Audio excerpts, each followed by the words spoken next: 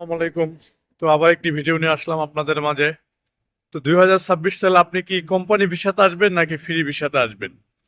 তো আমি বলবো যে 2026-এ বর্তমানে পরিস্থিতি পরিবেশ অনুযায়ী আপনার ফ্রি ভিসাতে আসার চাইতে আপনি কোম্পানি ভিসাতে আসলে অনেক ভালো হইব। কারণ কোম্পানিতে আসলে আপনি বর্তমানে যে কাজের সংকট, যারা ফ্রি ভিসাতে আছেন, যারা আপনার কফিলেরকে ফায়দা দিয়ে বাইরে কাজ করেন, তাদের জন্য খুবই সমস্যা। তো আমি আপনাদের পরামর্শ দেবো, আপনারা কোনো কোম্পানির ভিসা যদি পান, হ্যাঁ তাহলে আসতে পারেন। কারণ আপনার কোম্পানির ভিসাতে আসলে আপনার খাওয়া থাকা থেকে শুরু করে সমস্ত কিছু আপনার কোম্পানি বহন করব।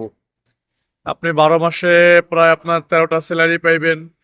আপনার আপনার থাকার জায়গা দিব, প্রতি মাসে মাসে আপনার স্যালারি দিব। তো সবকিছু মিলায় আমার কাছে মনে হয় আপনারা বর্তমানে কোম্পানি ভিসাতেই, যদি কারো ভালো কোম্পানি ভিসা পান তাহলে কোম্পানি ভিসাতে আসুন। কারণ ফ্রি ভিসা বর্তমানে অনেক সমস্যা।